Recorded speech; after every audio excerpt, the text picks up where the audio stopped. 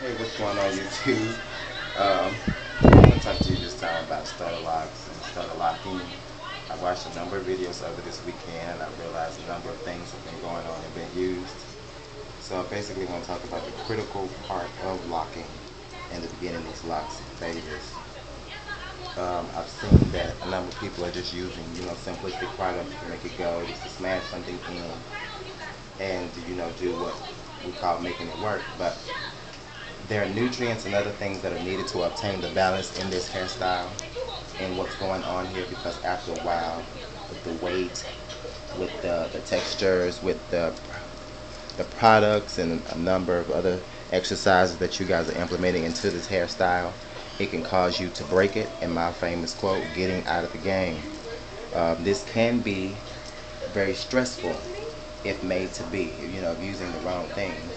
I've seen a number of people using like VO5s and suave cleansers to clean up the hair, and that's fine. You can use those things, but make sure that you obtain the balance when using those things.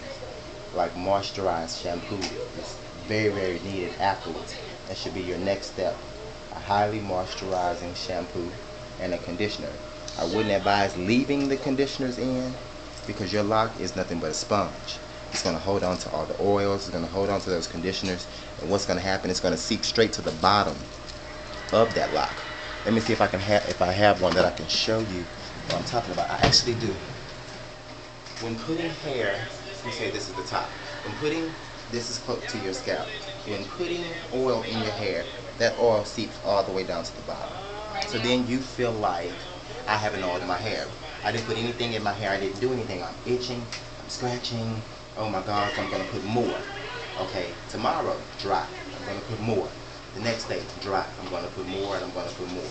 What you've done is you've added more and more weight to that lock, to that hair, and which is not, again, made to hold on to that much weight. So find the balance in that and obtain that at your shampoo bowl. Put that oil in there with your highly moisturizing shampoos. That's why they're extremely creamy, because they're highly associated with oil. After that, you're going to associate implement your conditioner, which is going to stimulate the scalp for more hair growth. Then it's going to also help with the moisturization as well. But it's not going to seep to the bottom of the lock because you're going to do a thorough rinse, rinsing out the excess, and which is going to help with the weight of the hair, help with the training of the hair, and help with the natural aura of the hair, like the shining and the lightweight and the training abilities and the manageable level of it.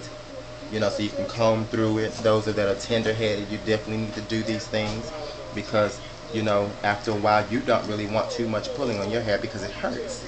Well, you're not pulling on it, you're not doing too much, you're not maintaining it often, but it's tangling up and it's matting more and more and more. And these hairs will crawl together and they will make more than one lock. And they'll make a bigger lock, or they'll have other things going on. So that's another issue that can be foresought, I guess is the word I want to use.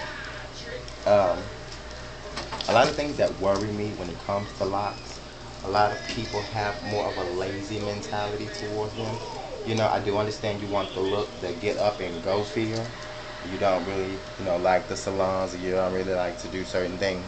And that's why I say obtain that balance so that you don't have to go as often, so that you don't have to fight the hair, so that you don't have to worry about itchy scalp, because the itchy scalps then bring scalp abrasions. That's another issue. Those scalp abrasions, putting in the wrong products and the wrong nutrients, can become infected, which can cause you on another level to start losing hair, damage follicles, and you won't possibly grow hair back in that area depending on how damaged the follicle could be. So I bake my oils in, especially on my starter lock. I tell my clients only to moisturize an oil twice a week if needed. Make sure that you attain your body's hydration level by associating a good level of oil and moisturization into your locks. I did an experiment also myself with pink oil moisturizers. I didn't like it. It dried out after a while. That oil was just ate up. ate up. I find that also I did another experiment with some of your just regular oil sheens in the aerosol can. The alcohol in those products cause to itch also. So once the oil is alleviated by the alcohol, you then just have alcohol. Another thing that could be very drying and cause itchiness is dry shampoo. You putting the chemical into your scalp and rubbing it around, but you're not really going through with a thorough rinse to rinse it out. That's basically just like a hand sanitizer for your scalp. But when using a hand sanitizer or something of the sort, you're not really cleaning that. You're just kind of calming, easing your mind. So you say, oh, okay, well, I have that minty cool feeling in my scalp on my hands now, so they should be clean enough to go ahead and do what I gotta do. No, it's not. You just associated something on top of all the other dirt and chemicals and everything else that you were using. Um, so make sure that the scalp are clean, especially in this process. This process can be very, very, very stressful, and stress can take you out of the game also, especially that we have stress and tension spots in our scalps and in our temples.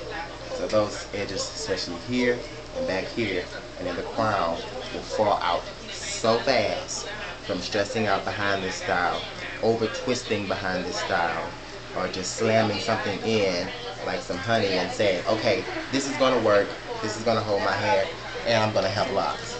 No, not at all. So that's why I came up with the spray to use, because it's the only thing I'm pretty much using on his locks. Twisted them up, clamp them down, associate my spray, allow his hair to be trained, and what you can see, he has extremely curly hair. Extremely. So he's locked ready, and I mean locked ready. Like, this hair is going to lock so fast. And this is also a good length for starter locks also. It may look crazy, but as you can see, I've taken my comb, I go through and I flip these hairs around, and it shows me where that natural part is, and I clean it up and twist it up. Takes me no time making sure that my twists are going to a bottom angle. I wouldn't say 90 degrees, but I'm straight pulling it down to see my lock maintenance form here. I make sure that I'm consistent all the way through, making sure that my locks look clean and they don't look over raveled. Too much wrap, too much twisting over time can break that hair smooth off. Being too rough can break that hair smooth off. So be wise to that. And this is a very, very, very, very, very critical time for you guys. So tie it up, moisturize, oil. Make sure that you are consistent with your loctician or natural stylist at this point in time. After a while, if you guys want to go on your own, hey, that's to each his own. But at this point, be very, very, very wise in what you're putting in and what you're doing. Because even at this length, you can fall out and they never will go back. So I'm going to have more videos. I'm going to pretty much try to touch with everybody so I can show you a million different kinds. Because there are a million different locks. So check me out for more. Peace.